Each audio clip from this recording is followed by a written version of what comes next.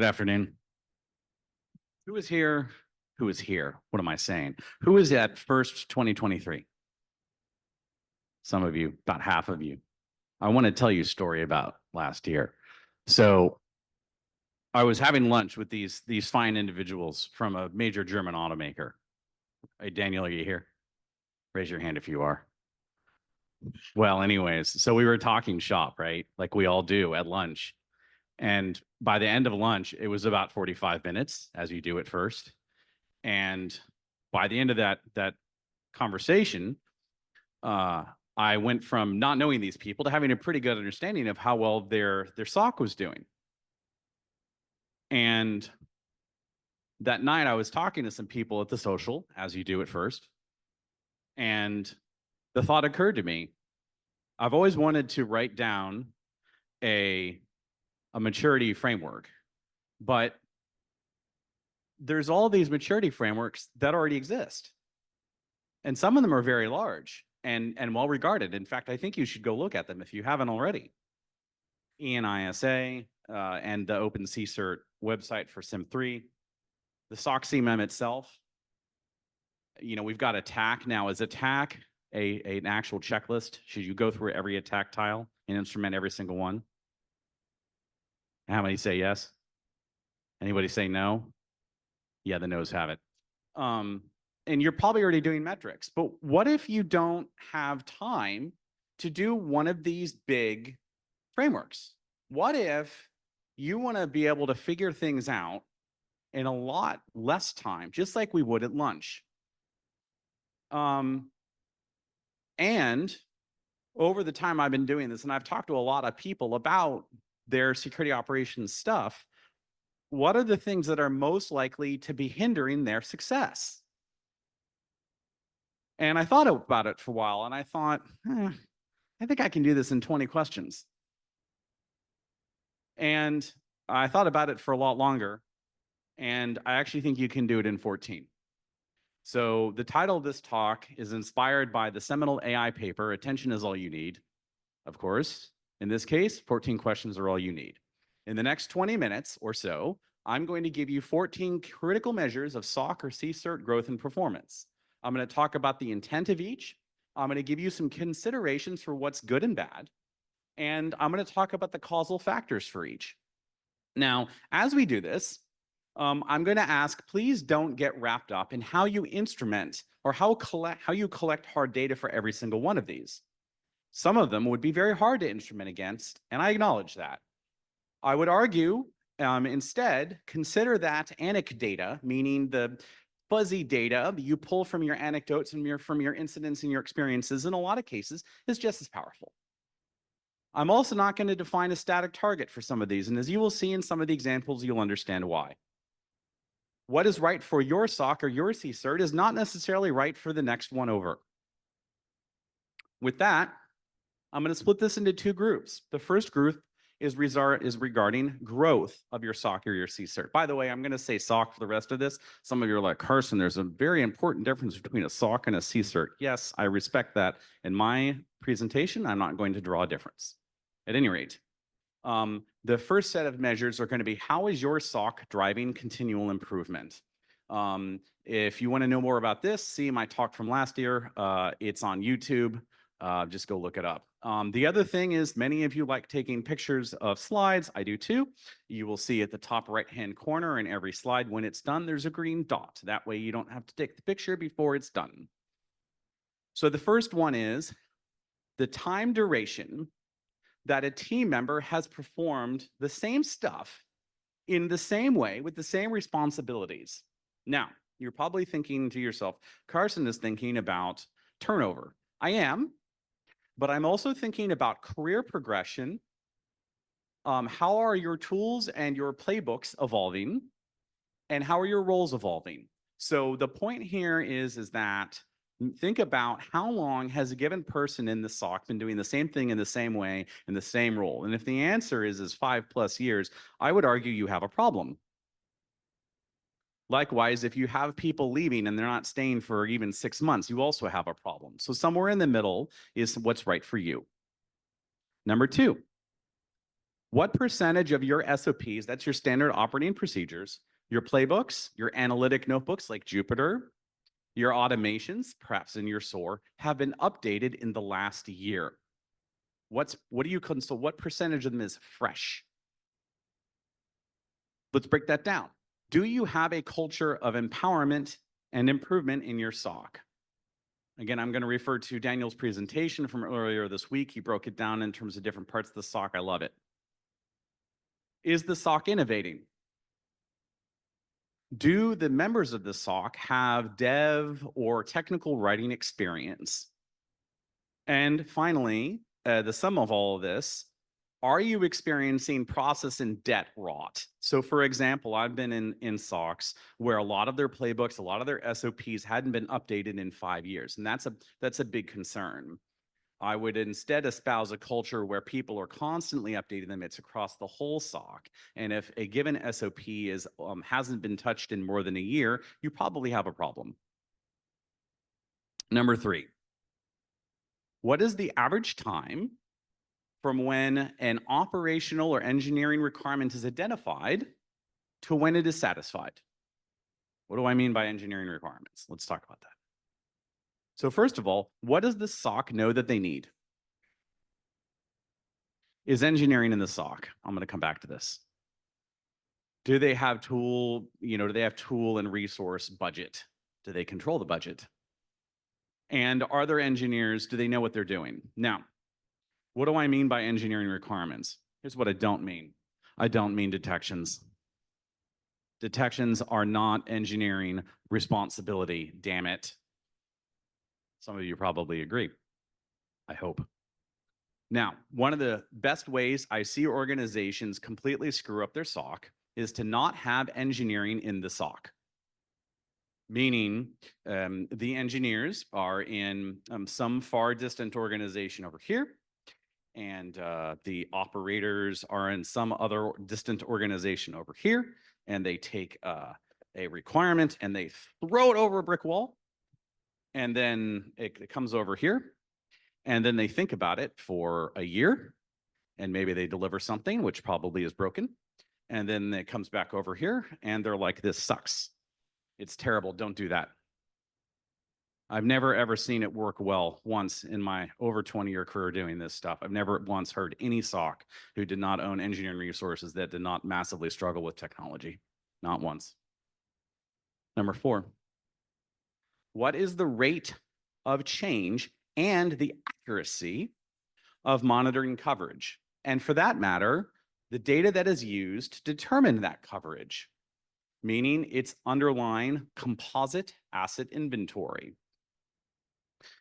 Let's take a side quest for a second. Let's say somebody shows up and they've got their AD contents and they say, this is my entire asset inventory for the enterprise. Are they right? Anybody? No, right? Okay, the next person comes along, they say they've got the vulnerability scanner results and they say, I have the asset inventory for the whole enterprise. Are they right? No. It takes a confluence of all these different things, your Active Directory, your vulnerability scanner data, your sensor data, et cetera, to put together that asset inventory. I digress. So do you have one? Do you have governance that says you're required to have people send you data? Lots of people don't. Is it averaged? Excuse me, is it measured? And then finally, are you driving improvements to both of these things? Your asset inventory, I would argue, should be changing at least daily, at least, if you're sophisticated. Number 5, for each person on your team, what percentage of their time is spent on unplanned or reactive work, such as incidents, versus proactive work, like developing new tools, working on automations, rewriting SOPs, learning, going to first? Now, is 0% good? No, of course not, right? Is 100% good? No, somewhere in between. So number 1, are you overrun with cases? What does your compliance and regulatory burden look like? Do you even agree with the lawyers that have interpreted it on your behalf? What's your staffing looking like? Who thinks they have enough staff? One person. Thank you, Daniel. He's screwing with me. We're going to have beers later. Go back to empowerment and automation. All right. Number 6, post-incident response. Of the bugs or problems you identify during major incidents, and they could be across anything: prevent, detect, respond, the whole spiel, and not just the SOC itself, the whole enterprise. PIRs can cover any of it in my definition here. What percentage have been addressed after 1 year? Let's start with some interesting things. Does your enterprise have a growth mindset culture? Does the SOC embrace it? Does the cybersecurity apparatus embrace it? Do others embrace it? Do you have the resources to even track and measure them and champion them? Are those then business owners, not just the SOC, but everybody else, do they feel accountable to those cyber outcomes? Do you have that cyber culture built into your enterprise? And then finally, do they feel heard? Lots of times they don't. Lots of times chasing PIRs becomes the job of some poor analyst who, once they get pulled into the next incident, forgot about the PIRs from last incident. That's no good, right? We need people to track this stuff. All right. The next group of measures are going to be around the performance of the SOC. In particular, is the incident funnel of the SOC healthy? Detect, investigate, respond, recover. We all know the deal. Number 1, should I say number 7? Okay, what percent of your constituency, meaning the people and things and organizations you monitor, are describable? Given 15 minutes notice, by the way, that's an arbitrary number. I'll get to that in a second. Given 15 minutes notice, what percentage of the enterprise can the SOC collectively describe? Its mission and business function. What is it running on? Is it a bunch of cloud stuff? Is it a bunch of OT stuff? Is it a bunch of IT stuff? Sometimes it's all 3. And they can achieve this through many different mechanisms. Do the analysts know what they're defending? See strategy 1 from my book. Have the analysts or other members of your SOC spent time in or come from other parts of the business? If my SOC is part of manufacturing, do I have people in my SOC who used to work in manufacturing? Sometimes they do. Do they have a Rolodex? Yes, I'm old. Do they have a Rolodex of service and business owners? If they encounter a service or business owner or asset that they don't know about, do they know who to call, and can they do it quickly? And are they documented? Ideally, your asset data is actually mapped into that documentation if you're very lucky. Number 8, precision. Of all the alerts that go to either your analyst triage and or your automation, what percentage are true positives? So first of all, are you even measuring your efficacy? What's your false positive rate? Everybody loves false positives, right? Yes, it's the afternoon. What are the expectations around your staffing model? I've run into SOCs who are saying, we expect a 90% plus true positive rate going to our triage analysts. They're crazy. Never seen it. Never ever. And what happened was that because they had to push their true positive and false positive expectations so hard over, they missed most of the good stuff because they were delusional, in my opinion. And then the final piece is how do they handle the alerts, right? Can you build in enough capacity through automation to enable your SOC to deal with, say, 50% or 90% false positives, or whatever your target rate is? Number 9, of all the true positive cases you've got, what started with the SOC? And that includes both your detections and your proactive hunt versus what came from outside reports, like the threat intel that you're getting, tips from other SOCs, your national SOCs, your national CSIRTs, excuse me, and from your users. Now, is 0% good? Of course not. Is 100% good? No. What's correct for you may be different than the next SOC over. So are you investing in the right things for detections? Are you focused on the business? Are you engaging the business? I'll talk about more of that in a little bit. Are your hunt and threat intel investments bearing fruit in the right areas? And then finally, Are you jacked into your user base and your other partners? So 0% is bad, 100% is bad. Somewhere in the middle is probably good. Number 10, of all the cases that should go to SOC humans, what percentage of them should be going to SOC humans? Wait, that was circular. Let's say that again. Of all the cases that are going to your humans, what percentage of them should?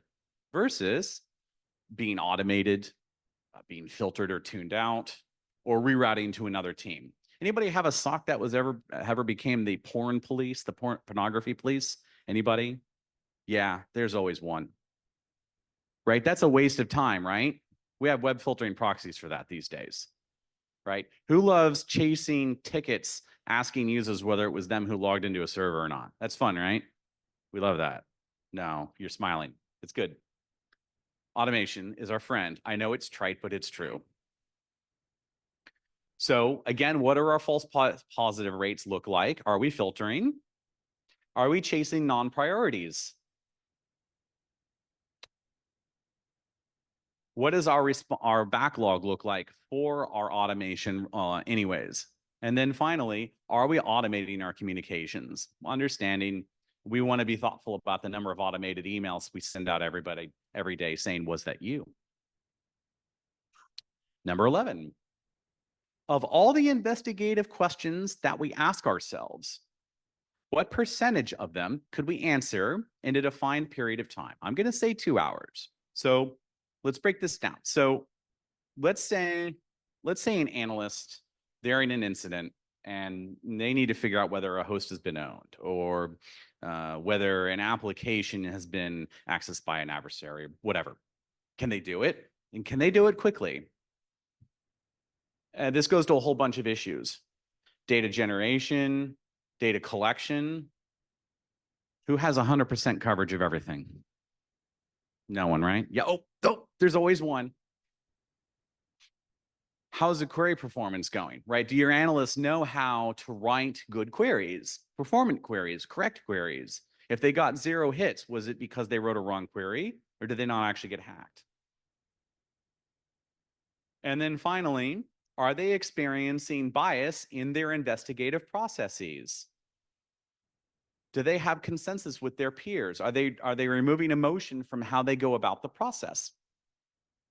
Number 12, of all your incidents where you achieve, what percentage of them are you achieving full containment or eviction of an adversary within some objective? Now, I recognize that you're going to want to think about breaking this down into different types of incidents or different severity, et cetera. Strongly recommended. With that said, within your SLO and SLA, when are you actually achieving containment? And are you lying to yourself?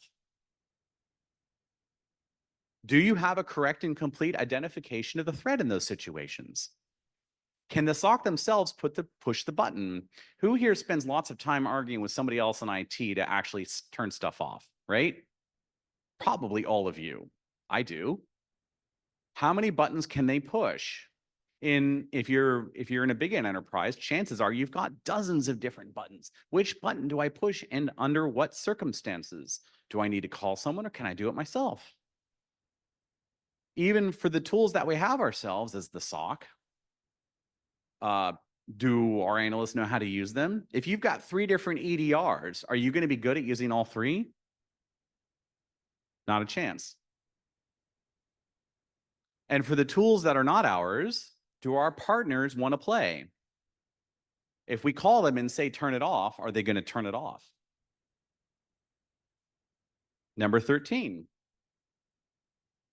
How often is our community, talk about them in a second, responding to our intel? All right, what do I mean by our community? I mean other SOCs, and I mean our constituents, our executives, our other cybersecurity stakeholders, so on and so forth. And what are we giving them? When I say intel, I'm taking a very broad picture here. I'm not just talking about IOC, certainly not. I'm talking about everything, the dashboards we give them, the situational awareness we provide them, the reports we send them, et cetera. I would argue that if we have a readership, an audience, they shouldn't just be consuming our product. They should be acting and engaging us with us on a regular basis if we're doing the right job. So first of all, are we oriented on the right threats? Are we thinking about the right areas of the business? Are we sharing? Some aren't. What is the quality of that product? Is it calibrated to our audience? Are we giving it to them in the format they expect? There were a couple good talks on this very issue this week. And then finally, are others consuming that? And once they've done all that, do they actually feel like they should call us? Finally, of all of our time, again, an imprecise measurement, what proportion of our time are we in conflict, either with ourselves or with others, about our mission? Are we in conflict with ourselves about our silos? Daniel. Excellent talk, by the way. Are we in conflict with other SOC type organizations that are within our constituency or adjacent to it? This is particularly severe in large multinationals, Fortune 500s, big government agencies, and so forth. Do we even have a charter? I've worked for very large, very prestigious SOCs that do not have a charter written down. You'd be shocked. Is that SOC consolidated in one organization? I could rant about this specific topic for hours. I won't. Read my book. Do other organizations assert overlapping authorities? This is a big one. Oftentimes there's this fuzzy line around our SOC. What's in, what's out? Are we running firewalls? Are we running the EDR? Do we have the red team in it? Etc. And then finally, how often are we getting reorged? Are we experiencing political burden as a result of many reorgs? Some organizations change organizational structures every 6 months. Sometimes others do it every 60 years. And that change induces challenge and tension here. We've all experienced it. So how much time are we spending in conflict? Are the leaders of the SOC exhausted because they can't figure out where the SOC begins and ends compared to everybody else? So those are my 14 questions. You might disagree with me. In fact, I would invite you to disagree with me, please. I would like to disagree with you either over beers tonight or water or whatever you like to drink, or shoot me a note on LinkedIn if you don't. Please, that's it. I'll take your questions now. How much time do I have? 12 minutes. Look at that. I didn't run long. Okay, here we go. So thank you, Carson. So how to call these 14 questions? Is it okay to refer them to Carson's 14? Sure. And then the second part of the question. So which of the 6 questions out of 20 you dropped? Which of the 6? So I thought about it for a while. I wrote down a long list of considerations. I looked at metrics. I looked at SOC CMM. I looked at a bunch of other pieces. And what I ended up, one of the major philosophies in how I did this is, as you can see here in these different questions, is what are the questions, if we ask ourselves, can reveal so many other things about what's going right or wrong with the SOC. And that's ultimately how I got to 14. It is indeed an arbitrary number. Thank you for the questions. Thank you, Carson. Matt Palmer from Jersey.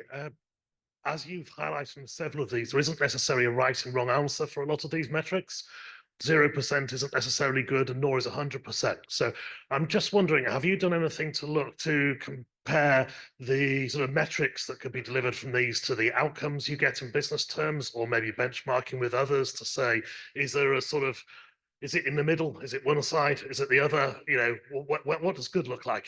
Yes, that is actually one of my next steps, is starting to engage with more people. And that's kind of some of the feedback I'm seeking is part of my purpose today is to challenge the way everyone thinks about how we approach this topic, because I know we're not going to ever have 100% consensus. I'm interested in hearing about what do people think, or what did I miss, or what's good or what's bad.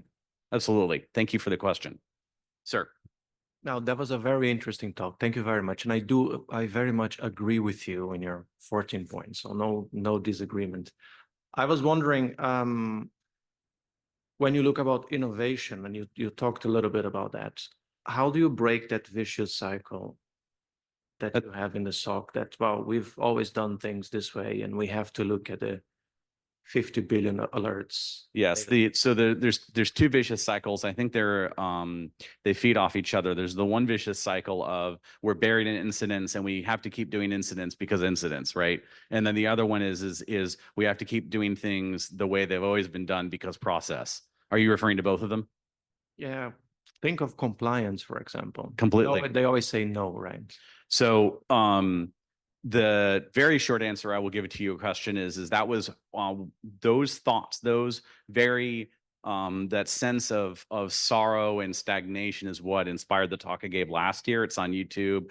I will offer just a couple thoughts right now. One of them is just saying no to things you think you need to do but really don't, and create that wedge in your capacity to start increasing your investment in things that build up your capability. And one of those wedges often happens when we engage thoughtfully about talking about what is really required, right? A lot of times lawyers or executives will say something is required when in fact they're not. I experienced this personally with a lot of regulations. So that's one big piece. A lot of other reasons why people will just say, well, we have to keep monitoring this detection. Why? Why do you need to keep looking at that alert? Because it's important. No, it's not. It's arbitrary. We set these constraints on ourselves, right? And they go on for long enough where it's sort of like, why is this important? I don't know. Bob wrote that 5 years ago. Where's Bob? He left. Stop doing it.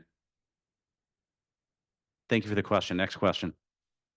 Yeah, so very good run through of 14 important questions. And I think for a lot of us, when we take those 14 questions to our organization and we say, okay, these are the things we should focus about. And a lot of organizations have already built like a lot of compliance around SOC CMM or SIM3 or something like that. And then the first question you might get back is, can you map these to SOC CMM, please? So I went and actually spent some time looking at SOC CMM, and I noticed that the recent metrics release on it actually had a couple of them almost spot on. And I was like, oh, that's really cool. And then there were other areas where I felt like we did not have consensus whatsoever. Like just there were entire swaths of what I believe SOCs do today that just weren't addressed whatsoever. So I thought about doing that. And then what I noticed is that there were areas where we kind of have dangling pointers, and I'm not quite sure what to do with that right now. Yeah. Other than call Rob and be like, dude, we need to talk. Okay, that answers. Thank you for the question. Yeah. Daniel. All right. Not a question, but more of a comment. So if I really give it some thought, I think with the 14 questions, you have not even just kind of assessed how your SOC is doing, but you have a possibility of assessing how your overall organization is doing. Absolutely. Resilience even, right? And I think it's very easy to take this even further from this stage where you're at. Thank you. I mean, a SOC never operates in a vacuum, right? We are often the product of our surroundings. And in fact, one of the reasons why I spent so much ink, both in 10 strategies and 11 strategies, is actually writing about those conditions for success. And one of the things that's inspired me this week is starting to talk more publicly about how do we as individual contributors and managers look at a SOC and look at it, what's surrounding it, and know when to leave. And how do you deal with burnout? And this is going to inspire my talk next year. Spoiler alert. All right. Thank you for the comment. Over here. Yeah, that was one factor that hit me. So I think you're not focusing enough on the human factor, at least in the 14 questions. So I would like to see your talk next year, how you integrate that more precise. How are we tracking that our SOC is not only doing the work that they should be doing, but that they can do it for years without burnouts? Yes. So I'm gonna do a huge spoiler. So I come to First and I talk to really smart people, you all, and I have great ideas. And the talk I'm thinking about co-presenting next year is a talk on burnout, because I don't think we're talking enough about burnout, and I don't think we're talking about it across how do you detect it, how do you prevent it, How do you recover from it, both as the SOC, as managers, and as individuals? So watch this space. Thank you for that suggestion, because I strongly agree with you. Maybe the last one. Thank you for your presentation, the 14 questions there. There's not much to criticize or have some constructive criticism. The one thing that I found very interesting is that you have implicitly answered a lot of things like, what is the value a SOC is bringing to the organization? What is the external perception of the SOC to the organization, or what's the implicit culture of it? So with the dashboards, you have implicit the value of the SOC in there, of the constituents captured. And there are all small things that you can connect together and actually have also an introspective of your SOC to see, hey, how do they perceive us? Are we doing the right thing for our organization? And yeah, create a good picture of what should we be doing today. So it's just to take a step back and stop doing, mean time to detection or whatever there is that you have to do at the moment, and just look at it. Are we doing the right thing? What is our identity? Should we be doing this? And that is a complete different way of questioning what we've been doing in the past. So it's a long non-question of thank you. Thank you. Thank you for the comment. By the way, I'm not saying don't do mean time to blah. In fact, I think we all should be. The question is like, what are the problems that are going to reveal the most issues? That's what inspired this. So thank you. Last question. Hi. I'm not sure I finished this thought yet myself, but I've been starting to reflect more about national search versus SOCs internally to companies. I think it could be interesting to sort of mirror this to a national search level, maybe even on a global level, like questions we could ask on a global scale, but for certain, like a nat cert level, which would work, which maybe you would adjust. I just thought it would be interesting. No, you're absolutely right. I should have put a bullet at the front end of my presentation saying that enterprise SOCs are my focus. That's my bias.